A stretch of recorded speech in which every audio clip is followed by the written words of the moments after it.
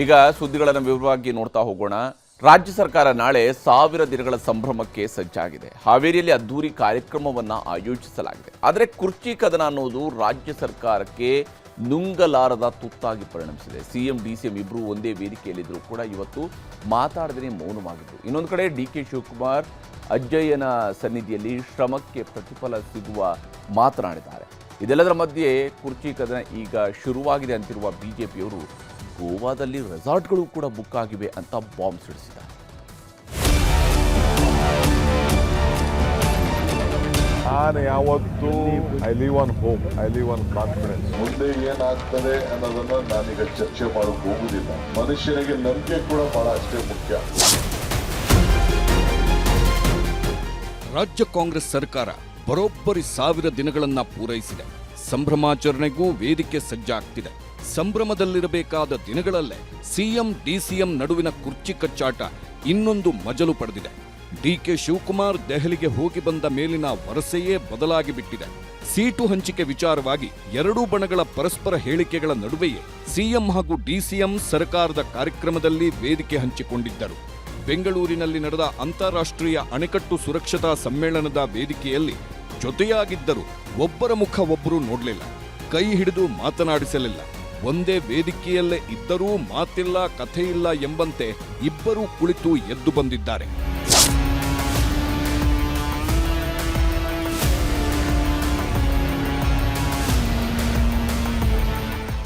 ದೆಹಲಿಯಿಂದ ಬಂದ ಮರುದಿನವೇ ಡಿಕೆಶಿ ಆಡುತ್ತಿರುವ ಮಾರ್ಮಿಕ ಮಾತುಗಳು ಇದೀಗ ಇನ್ನಷ್ಟು ಕುತೂಹಲಕ್ಕೆ ಎಡೆಮಾಡಿಕೊಟ್ಟಿದೆ. ಶ್ರಮಕ್ಕೆ ಯಾವತ್ತೂ ಫಲ ಸಿಕ್ಕೇ ಸಿಗುತ್ತೆ ಎಂಬ ವಿಶ್ವಾಸ ಡಿಕೆ ಅವರದ್ದು. ಶಾಸಕರ ಪ್ರವಾಸದ ಬಗ್ಗೆ ನನಗೇನೂ ಗೊತ್ತಿಲ್ಲ ಅನ್ನುತ್ತಲೇ ನಾಳೆಯ ಹಾವೇರಿ ಕಾರ್ಯಕ್ರಮವೇ ನಮಗೆ ಮುಖ್ಯ ಅಂದ್ರು. ಕಾಂಗ್ರೆಸ್ನಲ್ಲಿ ಶ್ರಮಪಟ್ಟವರಿಗೆ ಫಲ ಸಿಕ್ಕೇ ಸಿಗುತ್ತೆ, ನಾನಾಗಲಿ ಇನ್ಯಾರೇ ಆದ್ರೂ ಕೂಡ ಶ್ರಮಕ್ಕೆ ಫಲ ನಿಶ್ಚಿತ ಎಂಬ ಸಂದೇಶ ರವಾನಿಸಿದ್ರು. ನೋಡಪ್ಪ, ನಾನು ಯಾವತ್ತೂ I live on hope, I live on confidence. ಶ್ರಮಕ್ಕೆ ಫಲ ಯಾವತ್ತೂ ಎಲ್ಲರಿಗೂ ಇದ್ದೇ ಇರ್ತದೆ. ನಿಮಗೂ ಇರ್ತದೆ, ನನಗೂ ಇರ್ತದೆ, ಎಲ್ಲರಿಗೂ ಇರ್ತದೆ. ಸೊ ಎಲ್ಲಿ ಶ್ರಮ ಇದೆಯೋ ಅಲ್ಲಿ ಫಲ ಇದೆ, ಎಲ್ಲಿ ಭಕ್ತಿ ಇದೆಯೋ ಅಲ್ಲಿ ಭಗವಂತ ಇದೆ. ಶೀಘ್ರದಲ್ಲೇ ಅಂತ ನಮ್ಮ ಜೈನ್ ಜಾತ್ರೆ ಇದೆ, ಪ್ರತಿ ವರ್ಷ ಹೋಗ್ತೀನಿ. ಈಗೂ ಕೂಡ ಒಂದು ಅರ್ಧ ಗಂಟೆ ಹೋಗಿ ಒಂದು ನಮಸ್ಕಾರ ಹೇಳ್ಬಿಟ್ಟು ವಾಪಸ್ ಬರ್ತೀನಿ. ಬೆಳಿಗ್ಗೆ ಮನೆ ಮುಂದೆ ಹೀಗೆ ಹೇಳಿ ಅಣೆಕಟ್ಟು ಸುರಕ್ಷತಾ ಸಮ್ಮೇಳನಕ್ಕೆ ಹೋದ್ರು. ಬಳಿಕ ಅಲ್ಲಿಂದ ತುಮಕೂರು ಜಿಲ್ಲೆ ತಿಪಟೂರಿನ ಅಜ್ಜಯ್ಯನ ಮಠದಲ್ಲಿ ನಡೆಯುತ್ತಿರುವ ಜಾತ್ರಾ ಮಹೋತ್ಸವದಲ್ಲಿ ಪಾಲ್ಗೊಂಡ್ರು. ಅಲ್ಲೂ ಕೂಡ ಅದೇ ಮಾರ್ಮಿಕ ಮಾತು, ಅದೇ ಒಗಟು ಮಾತುಗಳ ಮೂಲಕವೇ ಕುತೂಹಲ ಉಳಿಸ್ಕೊಂಡಿದ್ದಾರೆ.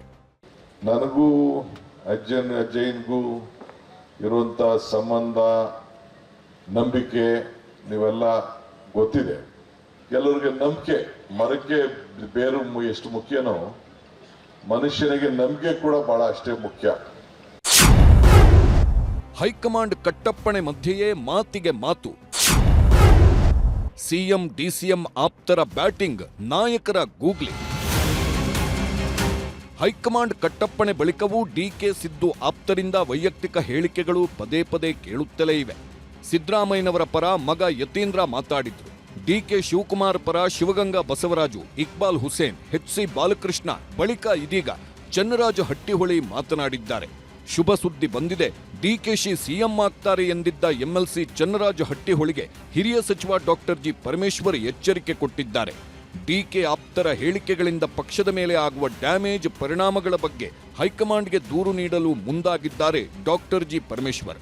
ಆದರೆ ಪರಮೇಶ್ವರ್ ಅವರಿಗೆ ಆಲ್ ದಿ ಬೆಸ್ಟ್ ಹೇಳೋದ್ರ ಮೂಲಕ ಟಾಂಗ್ ಕೊಟ್ಟಿದ್ದಾರೆ ಕೆಪಿಸಿಸಿ ಅಧ್ಯಕ್ಷ ಡಿಕೆ ಶಿವಕುಮಾರ್. ನಮ್ಮ ನಾಯಕರು ಯಾವತ್ತೂ ಹೇಳ್ತಾ ಇದ್ರು ಶುಭಗಳಿಗೆ ಬರಬೇಕಂತ. ಶುಭಗಳಿಗೆ ಶುಭ ಸಂದರ್ಭ, ಶುಭ ಕಾಲ ಬರಬೇಕು. ಆ ಸಮಯ ಹತ್ತಿರ ಬಂದಿದೆ ಅಂತ ನಮಗೆ ಅನಿಸುತ್ತೆ. ಹೈಕಮಾಂಡ್ನವರು ಕೂಡ ಇದನ್ನು ಗಮನಿಸ್ತಾ ಇದ್ದಾರೆ ಅಂತ ನಾನು ಅಂದ್ಕೊಂಡಿದ್ದೇನೆ. ಸಂದರ್ಭ ಬಂದಾಗ ನಾನು ಕೂಡ ಹೈಕಮಾಂಡಲ್ಲಿ ಮಾತಾಡ್ತೇನೆ. ಯಾಕೆಂತಂದರೆ ಇದು ಎನಫ್ ಈಸ್ ಎನಫ್, ಇದು ನಿಲ್ಲಬೇಕಿದು. ಇದು ನಾವು ಜನ ನಮ್ಮನ್ನು ಗಮನಿಸ್ತಾರೆ, ಜನ ನಮ್ಮನ್ನು ನಿರೀಕ್ಷೆ ಮಾಡೋದೇ ಬೇರೆ. ಅಭಿವೃದ್ಧಿ ಕಡೆ ಗಮನ ಕೊಡಬೇಕೇ ವಿನಃ ಇದನ್ನು ಏನು ಹೈಕಮಾಂಡ್ನವ್ರಿಗೆ ಗೊತ್ತಿದೆ ಯಾವಾಗ ಏನು ಮಾಡಬೇಕು ಅಂತ ಹೇಳಿ ಅದನ್ನು ಮಾಡ್ತಾರೆ ಅವರು. Parmeshwara today sir has made a statement saying that enough is enough. I will also be approaching the High Command on this issue. There needs to be clarity on this issue, sir. I wish him all the best. ಕುರ್ಚಿ ಕಚ್ಚಾಟ climax ಹಂತಕ್ಕೆ ಬಂದಿರೋವಾಗಲೂ ಕೂಡ high command ಕಡೆಗೆ ಎಲ್ಲರೂ ಬೊಟ್ಟು ಮಾಡುತ್ತಿದ್ದಾರೆ. ಸಿದ್ದರಾಮಯ್ಯನವರು budget ಸಿದ್ಧತೆಯಲ್ಲಿದ್ದಾರೆ, budget ಮಂಡಿಸ್ತಾರೆ. ಇನ್ನೂ 10 ವರ್ಷ ಕಾಂಗ್ರೆಸ್ನದ್ದೇ ಸರ್ಕಾರ ಅನ್ನೋದು ಸಿದ್ದು ಆಪ್ತರ ವಾದ. ಹೈಕಮಾಂಡ್ ಅವ್ರು ಯಾವ ಸಮಯದಲ್ಲಿ ಅವ್ರು ಯಾವಾಗ ಬೇಕಾದ್ರೂ ತೀರ್ಮಾನ ಮಾಡ್ಬೋದು, ಅದು ಅವ್ರಿಗೆ ಬಿಟ್ಟಿರುವಂಥ ವಿಷಯ. ಈ ವಿಷಯದ ಬಗ್ಗೆ ನಾವು ಯಾರು ಕೂಡ ಮಾತಾಡೋದ್ರ ಏನು ಪ್ರಯೋಜನ ಇಲ್ಲ ಮತ್ತು ಇದರ ಬಗ್ಗೆ ಚರ್ಚೆ ಮುಂದುವರಿಸೋದು ಕೂಡ ಏನು ಅವಶ್ಯಕತೆ ಇಲ್ಲ. ಈಗಾಗಲೇ 3 ಸಾರಿ ಹುಟ್ಟಿದ್ದಾರೆ.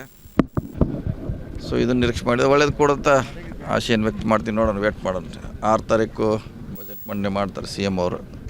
1000 ದಿನಗಳ ಸರ್ಕಾರದಲ್ಲೂ ಸಿಎಂ ಪಟ್ಟದ ಫೈಟನ್ನ ಕೆಣಕಿದೆ ಬಿಜೆಪಿ. ಶಾಸಕರು ಫಾರಿನ್ಗೆ ಹೋಗೋದಷ್ಟೇ ಅಲ್ಲ, ಗೋವಾದಲ್ಲಿ ಕಾಂಗ್ರೆಸ್ ಶಾಸಕರಿಗೆ 40 ರೂಮ್ ಬುಕ್ ಆಗಿದೆ ಎಂಬ ಹೊಸ ಬಾಂಬ್ ಹಾಕಿದ್ದಾರೆ ಬಿಜೆಪಿ ಶಾಸಕ ಅಭಯ್ ಪಾಟೀಲ್. ರೂಮ್ಗಳೇನೋ ಬುಕ್ ಆಗಿದೆ, ಆದ್ರೆ ಗೋವಾಗೆ ಹೋಗುವ ಶಾಸಕರು ಯಾರ ಬಣ ಅನ್ನೋದು ಮಾತ್ರ ಸಸ್ಪೆನ್ಸ್ ಅಂತಾರೆ. ಇಷ್ಟು ದಿನ ಕುರ್ಚಿ ಕಚ್ಚಾಟ, ಅಧಿಕಾರ ಹಂಚಿಕೆ ಜಂಜಾಟವೇ ಆಯ್ತು. ಏನು ಸಾಧನೆಗೋಸ್ಕರ ಸಮಾವೇಶ ಎಂದು ಪ್ರಶ್ನಿಸಿದ್ದಾರೆ ಪ್ರತಿಪಕ್ಷ ನಾಯಕ ಆರ್ ಅಶೋಕ್. ಇನ್ನೂ ಕೆಲವೊಂದು ಜನ ಶಾಸಕರು ಹೋಗ್ತಾ ಇದ್ದಾರೆ. ಈಗ ನನಗೆ ಮಾಹಿತಿ ಇದ್ದಿದ್ದ ಪ್ರಕಾರ ಗೋವಾದಲ್ಲಿ ಸುಮಾರು 40 ರೂಮ್ಗಳು ಬುಕ್ ಮಾಡಿದ್ದಾರೆ. ಇನ್ನು ಗೋವಾಕ್ಕೆ ಮತ್ತೆ 2 ಜನ ಹೋಗ್ತಾ ಇದ್ದಾರೆ ಗೊತ್ತಿಲ್ಲ. ಹಿಂಗಾಗಿ ಈ ರಿಸಾರ್ಟ್ ರಾಜಕಾರಣ ಪ್ರಾರಂಭ ಅಂತಿನ್ನು 1,000 ದಿನಗಳು ತುಂಬುತ್ತಾ ಇದೆ ಅಂತೇಳಿ ಹಾವೇರಿಯಲ್ಲಿ ಮುಖ್ಯಮಂತ್ರಿ ಸಿದ್ದರಾಮಯ್ಯನವರು ಕಾರ್ಯಕ್ರಮ ಮಾಡ್ತಾ ಇದ್ದಾರೆ. ಯಾವ ಪುರುಷಾರ್ಥಕ್ಕೋಸ್ಕರ ಮಾಡ್ತಾ ಇದ್ದಾರೆ? ರಾಜ್ಯದಲ್ಲಿ ಯಾರು ಮುಖ್ಯಮಂತ್ರಿ ಅಂತ ಯಾರಿಗೂ ಗೊತ್ತಿಲ್ಲ. ಅಲ್ಲಿ DK ಶಿವಕುಮಾರ್ ನಾನೇನು ದೆಹಲಿಯಲ್ಲಿ ಹೋಗಿ ಗಾಳಿ ಕುಡಿಯಕ್ಕೆ ಹೋಗಿದ್ನ, ರಾಜಕೀಯ ಮಾಡೋಕ್ಕೆ ಬಂದಿರೋದು ಅಂತಾರೆ. ಇಲ್ಲಿ ಮಹದೇವಪ್ಪ 5 ವರ್ಷ ಸಿದ್ದರಾಮಯ್ಯನವರೇ ಅಂತಾರೆ. ಅಂದರೆ ಯಾವ ಸಾಧನೆಗೋಸ್ಕರ ನೀವು 1000 ದಿನಗಳನ್ನು ಕಂಪ್ಲೀಟ್ ಮಾಡಿದ್ರಿ? ಕರಾಳ ದಿನಗಳು.